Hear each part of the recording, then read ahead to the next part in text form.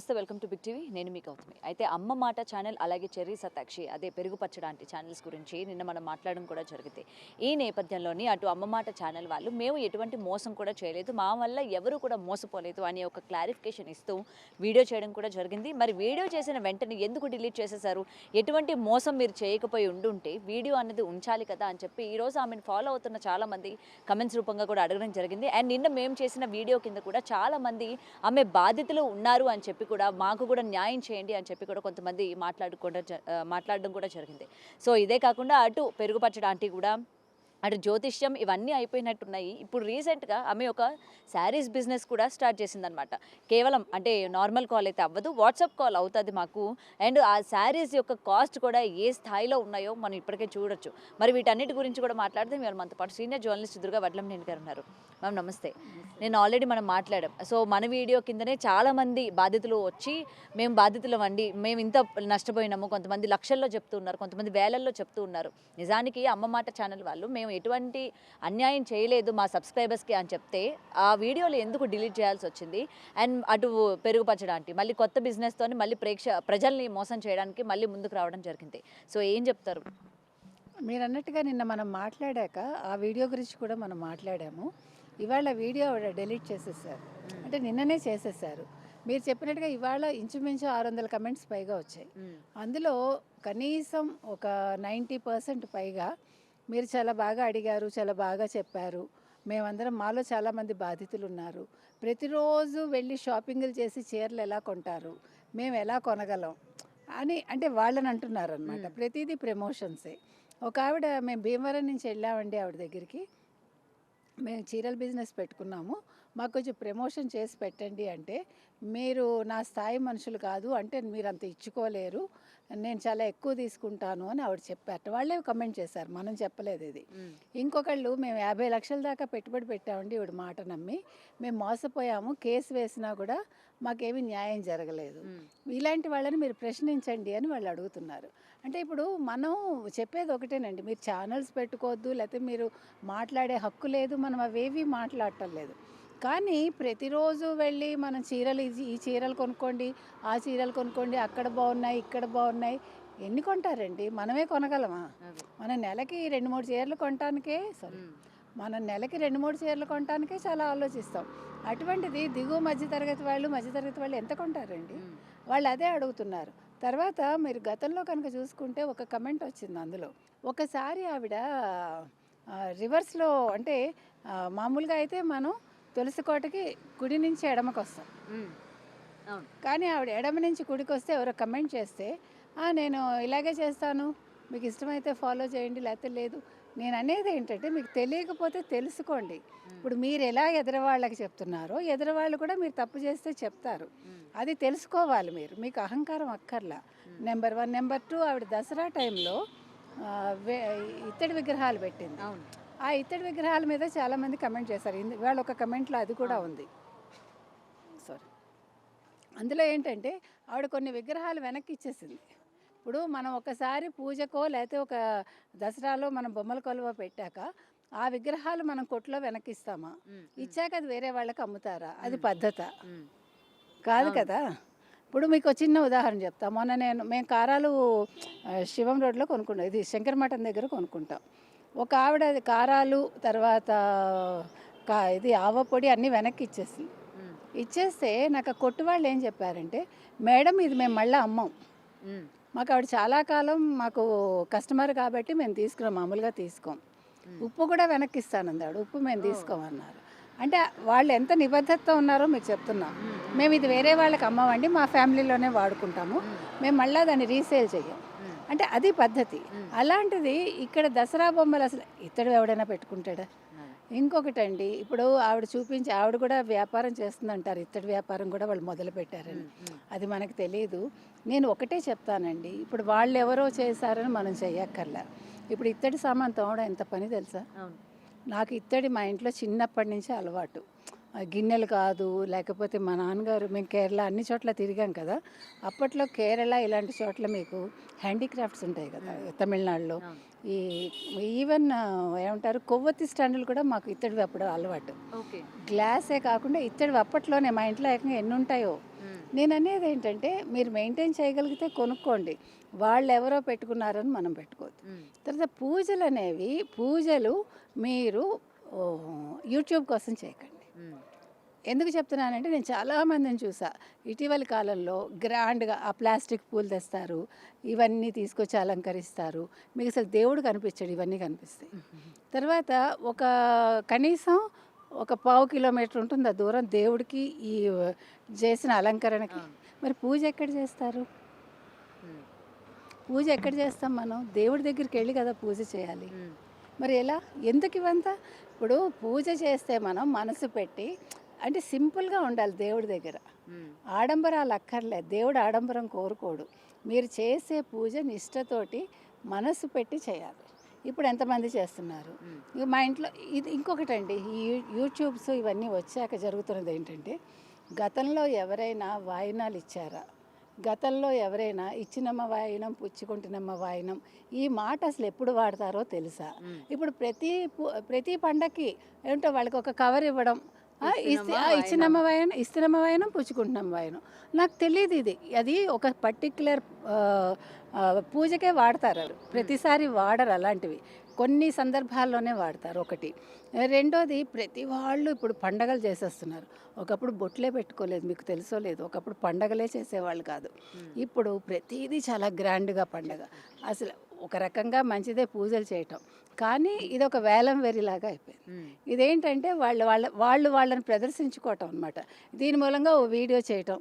ఇప్పుడు మీరు ఇవి పెట్టారు, అప్పుడు పక్కవాడు చూసేవాడు, ఓ ఇవి ఎక్కడ కొన్నారు, భలే ఉన్నాయే, అడగడం వెంటనే. అంటే మీరు పూజ చేసేది మీకు వ్యూస్ రావాలి, మీరు పూజ చేసేది మీకు సబ్స్క్రైబర్స్ రావాలి, మీరు పూజ చేసేది డబ్బులు రావాలి. అది కాదు, మీరు సింపుల్గా చేయండి. దేవుడు ఎప్పుడు కూడా అంటే మీరు గుళ్ళల్లో మనం చూస్తే గర్భగుడి సింపుల్గా ఉంటుంది, దేవుణ్ణే అలంకరిస్తారు, ఎక్కువ వేలం వెరిగా అలంకరణలు ఉండవు. మీరు గమనిస్తే కనుకైతే మనం చక్కగా మామిడి తోరణాలు కడతాము, చేస్తాము. ప్లాస్టిక్ పూలు అంటే ఇప్పుడు పెట్టుకుంటున్నారు వాళ్ళ ఇష్టం, దాని గురించి అంటల్లా. ఈ పిండి వంటలు లేకపోతే ఈ చేసినవన్నీ చుట్టూ పెట్టేసి పూజ చేయడానికి ప్లేస్ లేకుండా అది చిత్రంగా అనిపిస్తుంది నాకు. రెండోది, ఇదే వీళ్ళ అమ్మాయిలు ఒక వీడియో చేశారు గతంలో, దీపాల్లో ఎన్ని వత్తులు వేయాలి, 2 వత్తులా 3 వత్తులా, అది చాలా వ్యంగ్యంగా చేశారు దాని మీద. వీళ్ళిద్దరు కూతుళ్ళు, ఈ జయమ్మ గారి ఇద్దరు కూతుళ్ళు. అంటే ఎందుకు చెప్తున్నానంటే, ఒత్తులు అనేవి 2 కుందులు పెడతాము, 2 ఒత్తులు వేస్తాం మనం. నూనె కూడా నువ్వుల నూనె వాడతాము, కొంతమంది నెయ్యి వాడతారు, డిపెండ్స్ అది. తర్వాత మీకు పూజా విధానం అనేది ఎవరింట్లో వాళ్ళకి ఒక పద్ధతి ఉంటుంది, ఒకళ్ళు చెప్పి మనం చేయక్కర్లా. అంటే పూజ తెలియని ఇళ్ళు ఉండవు నాకు తెలిసి. ఇప్పుడు మీ అమ్మగారు చెప్పింది మీరు ఫాలో అవుతారు, మా అమ్మమ్మ చెప్పింది ఫాలో అయ్యారు, లేకపోతే వాళ్ళ అత్తగారు చెప్పింది ఫాలో అవుతారు. మనం పెళ్ళయ్యాక మన అత్తగారు చెప్పింది ఫాలో అవుతుంది. దానికి ఎవడో వచ్చి మనకి నువ్వు దీపాల్లో ఇన్ని ఒత్తులు వేయాలి, ఏంటండి ఇదంతా కొత్త సంప్రదాయాలు మనకు అవసరం? అండ్ కేవలం వీళ్ళు ఏంటంటే మీరు అన్నట్టు వ్యూస్ కోసము ఇగోండి పూజలు ఇలా చేయాలి, లేకపోతే ఈ విధంగా దీపాలు పెట్టాలి, ఈ విధంగా చేయాలి అని చెప్తూ ఉంటే చూసిన వాళ్ళు, ఎందుకంటే మా ఇంట్లో కూడా ఉన్నారు, ఇగో ఈవిడ చెప్పింది ఇలాగే చేయాలని, నువ్వు చెప్పేది కాదు నేను చెప్పేది కాదు, ఇవాళ నుంచి ఈవిడ చెప్పినట్టు చేద్దాం అంటే గుడ్డిగా నమ్మేస్తున్నారు వీళ్ళని. నేనంటే ఇప్పుడు ఈ దీపంలో ఈ నూనె వెయ్యండి, అది ఎవడు చెప్పాడండి? ఎక్కడా లేదు. నువ్వుల నూనె అనేది అనాదిగా వస్తుంది. లేకపోతే మనం ఆవదం నూనె ఎప్పుడు వాడామంటే చదువుకోవటానికి ఆవదం నూనె, కళ్ళకి మంచిది ఆవదం, కళ్ళకి చలవని ఆవదం వత్తులు వేసి పెట్టేవాళ్ళు. అంటే నేను అనేది కొత్తగా వీళ్ళని చూసి ఎవడు నేర్చుకోకర్లా. మీరు మీ సంప్రదాయం ఒకటి ఉంటుంది ప్రతివాడి. ఎందుకంటే ఇప్పుడు మీకు ఒక ఇంట్లో ఉండే పద్ధతి ఇంకో ఇంట్లో ఉండదు. మీరు అనుకుంటున్నారు ఒకే కులం వాళ్ళైనా వాళ్ళు ఉండే ప్రాంతాలను బట్టి అలవాట్లు మారుతాయి, వేరేగా ఉంటాయి. అంటే స్థానిక ఇది కూడా పడుతుంది వాళ్ళ మీద. కాబట్టి నేను ఇలా చేశాను కాబట్టి మీరు ఇలా చేయండి అవసరం లేదు, మీరు ఏం చేస్తున్నారో అదే చేయండి. మీకు దేవుడి మీద భక్తి ప్రధానం, అంతే. అర్థమైందా?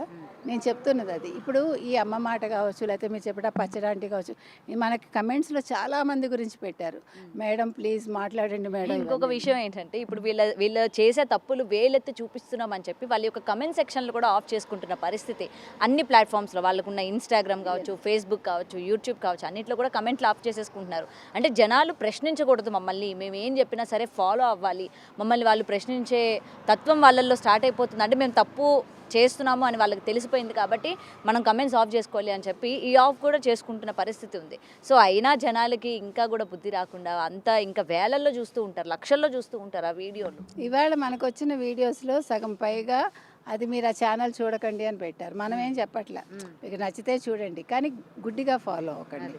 తర్వాత నిన్నను క్వాంటమ్ ఒకటిను క్వెస్ట్నెట్ ఒకటి, ఈ రెండు ఏంటంటే మీరు ఏదైనా సరే ఒకవేళ ఎవరైనా మీకు ఇగో ఇందులో చేరండి అని చెప్తే మీరు ఏం చేయొచ్చు అంటే మీరు గూగుల్కి వెళ్ళి సెర్చ్ చేయొచ్చు. Google will advise, Google will advise ఇది మీరు చేయొచ్చు చేయకూడదు. నేను మనం అడగగానే ఇది నమ్మదగిన కంపెనీ కాదు, మీరు మా సలహా లేకుండా వీటిలో చేరకండి అని గూగుల్ నాకు ఇచ్చింది.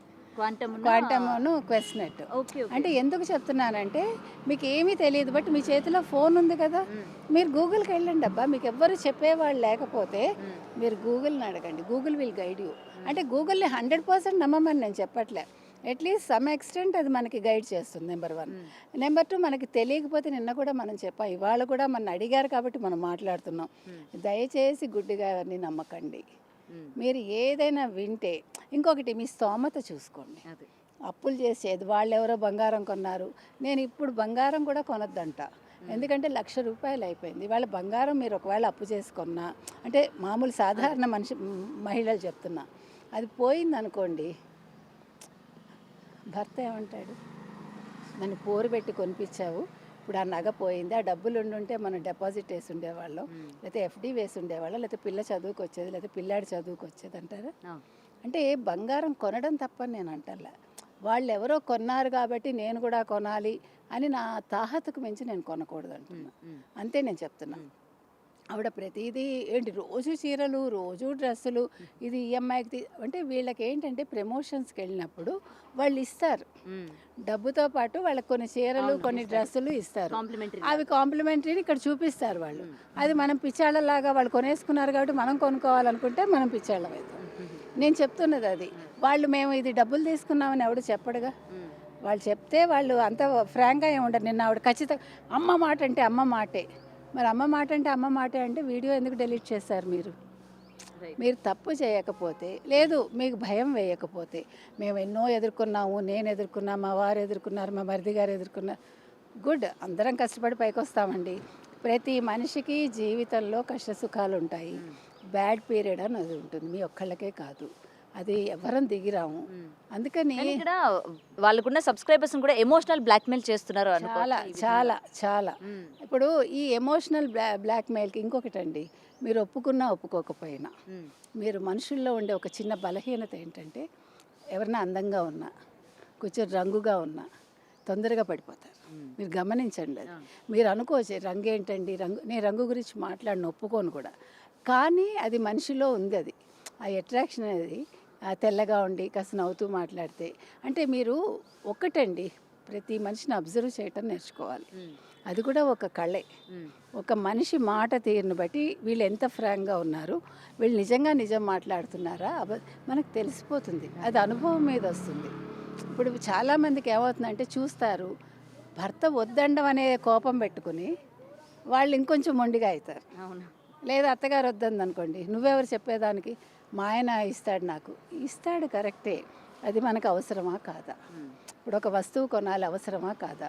మన ఇల్లు ఎంత ఉంది, మనకి ఇది పెట్టుకునే చోటు ఉందా లేదా, లేదు దీనివల్ల నిజంగా ఉపయోగం ఉందా లేదా, దీనివల్ల నిజంగా ఉపయోగం ఉందా లేదా, ఇవి ఆలోచించుకోవాలి. నేను చెప్తున్నది అది, మీరు వీడియోస్ చూడండి కానీ ఎంతవరకు అవసరమో అంతవరకే మీరు కొనుగోలు చేయండి, ప్రతిదీ గుడ్డిగా నమ్మద్దు. ఇప్పుడు చాలామంది మేము మోసపోయాం అంటున్నారు, అమ్మ మాట ఛానల్ చూసి మరొకటి చూసి ఇందాక మీరు అన్నారు ఆ పెరుగు పచ్చడి ఆవిడ, ఆ పెరుగు పచ్చడి ఆవిడ ఏదో కొత్త బిజినెస్ మొదలుపెట్టింది. మీరు బిజినెస్లు చేసుకుంటూ మీరే మాకు దిక్కు, మాకు మీరే దేవుళ్ళు, మీ వల్లే అన్నం తింటున్నాం, వద్దండి.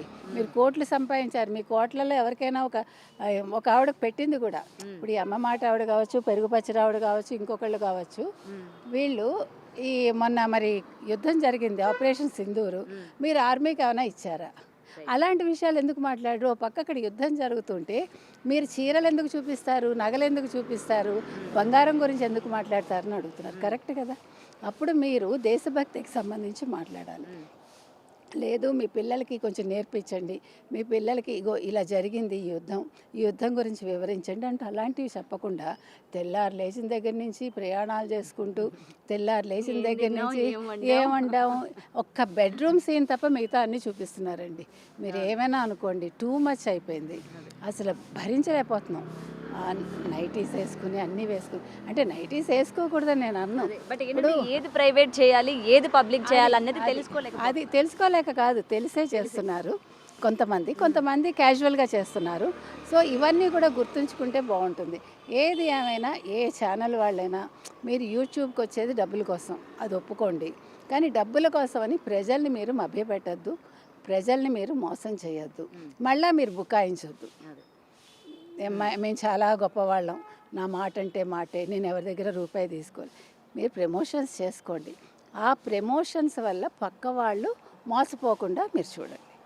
Thank you ma'am.